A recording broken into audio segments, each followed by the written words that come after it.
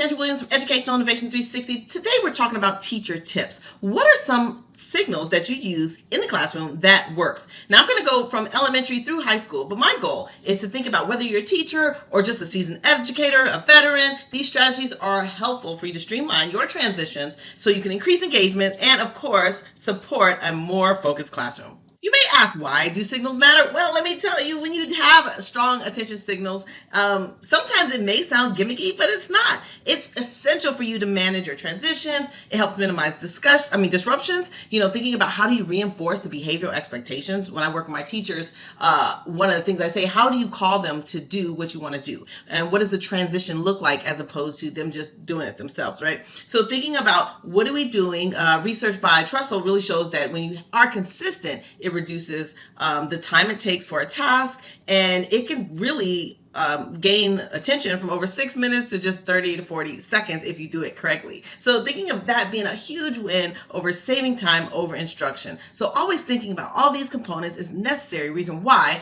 we use signals. So call and response really dates back to the church. When the church says amen and then the congregation says amen, right? So it's that call and response. So what are you doing to make sure that there's a rhythmic call and response? So when we talk about elementary school signals, most of our classrooms benefit from this call and response, these rhythmic patterns, even the dances, thinking about what are the visuals or the auditory clues that you can say something, they respond, they do the dance back, right? These are all fun. So of course, 1, 2, 3, all eyes on me, 1, 2, all eyes on you, right? Whatever it takes to get students excited and pumped.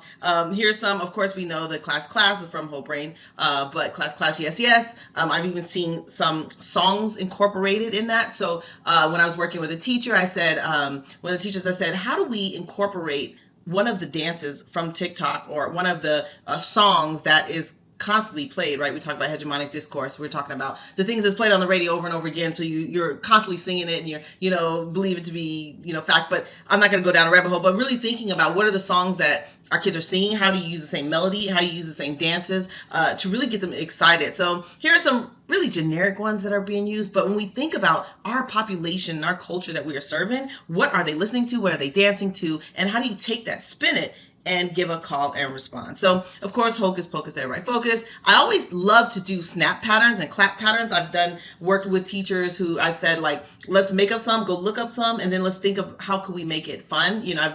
I've implemented shh, and the student does the pattern back. So it's not only making the sound, but it's also the rhythmic pattern that students have to do back. And think about engaging kinesthetic learners, whether it's pulling back or you eating and the kids going like this, right? Whatever it takes to make them really excited. It does capitalize on our music and it benefits our babies, especially in your urban population. So thinking about what are your auditory signs, maybe you flick the lights on, you ring the bells, dun, dun, dun, and the kids hear that, they know it's time to move on or make a transition. Short music clips, one of the things I used to work with teachers to make a song in the transition, and then when the song was over, students would be in their space and their place where they need to be. And then, give me 5, of course, is one of the traditional hand signals. But think about these signals as training wheels, the very basic, very beginning to teach students how to respond, and then also set the expectation on what it looks like and when it is done efficiently. Now we know Give Me 5 is kind of for primary. Really thinking about that's kind of the go-to for primary. Simple is clear.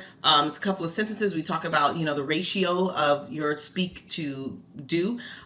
We know it's multisensory. It breaks down expectation, eyes, mouth, bodies, ears, hands. Students know exactly where all these components go when the signal is called. And it really helps students kind of tune in to get ready to pay attention. This is, like I said, especially helpful for younger grades. So, eyes on speaker, what your mouth should look like, your body should be still, your ears should be ready to listen, and then your hands are raised to respond to my Give Me 5. So middle school is a little different. It could be fun. You're using humor, autonomy, peer interaction. We call it a more playful call and response in middle school. The macaroni and cheese, everybody freeze. These are more age appropriate when you're thinking to infinity and beyond. I think that's more elementary, but some, 5th, 6th, you can kind of get away with that. I've heard 50 Cent raps. I've heard phrases to dances, phrases to song, the where them fans at, and the kids clap, where them fans at. And so the kids, they do it twice. and the kids clap to respond, and then everybody's ready to go. So really being able to take something current and kind of build on that. With middle school, it's about peer influence. So the countdown works really good with any grade. I've worked with, it was a couple of teachers that they're like, it takes them so long to get this stuff done, and blah, blah, blah. And so I was like, well, what are your thoughts about a countdown method? And so that was even like 2 days ago, working with a teacher and telling them about the countdown method, and even talking about what does the rhythmic countdown method look like. So 1, 2, 3, or 5, 4, 3, 2, 1.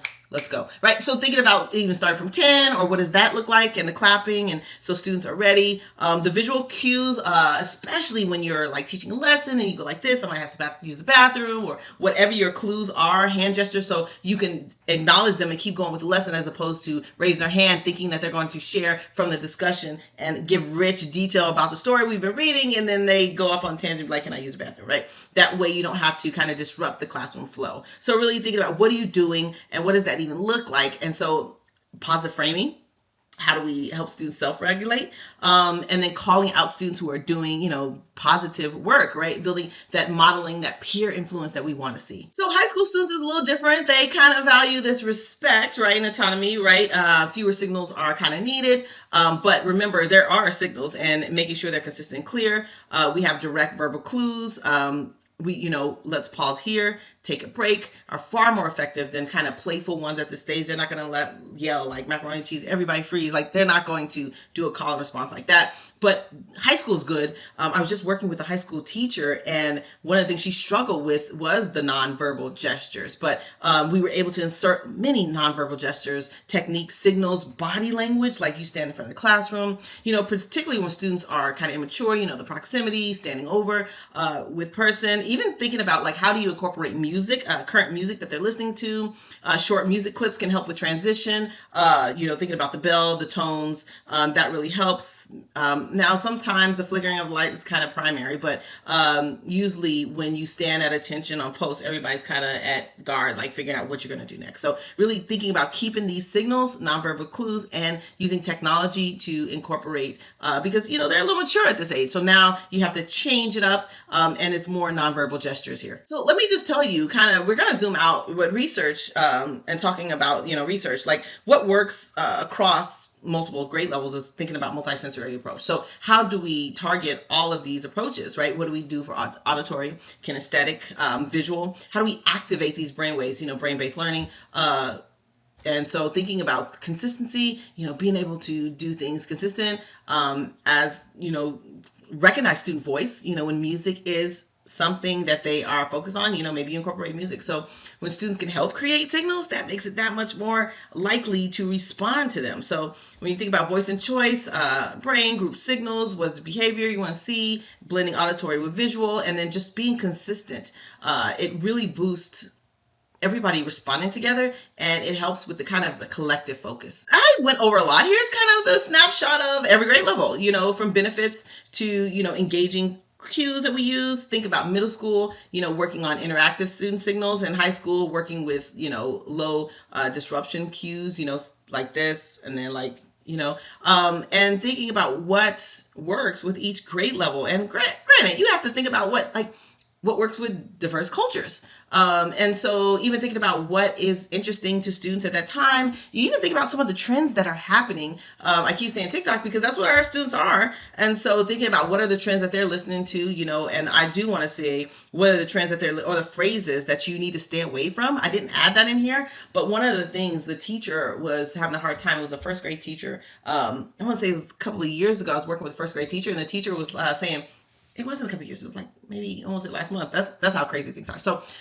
one of the concerns was she's like, good boy, right? And if you know anything about TikTok, that is like treating kids like dogs. And so that's a recent phenomenon, but just being aware of the trend. And she would just wonder, the teacher would wonder, and I would watch the conversation and watch the discussion, and she would wonder why the kids would repeat, good boy. And then everybody would look and they would laugh. And so she was like, I just don't understand why they're laughing. And then eventually I showed her TikTok and kind of how, what they're getting at this. So they were like mocking, but really being hip to the trends that are happening, so your statements are not mocked and looked at it in a negative way. So what I tell my teachers, which like I said, this year I'm working with several teachers, is thinking about how do we apply this? What do we need to do? We have to start by teaching and modeling. Modeling the expectation, the behavior you want to see, modeling the signal, and matching the strategy to the age group and the age preference. So thinking about explicitly teaching and modeling it, choosing the age group that works well, and getting student buy-in input.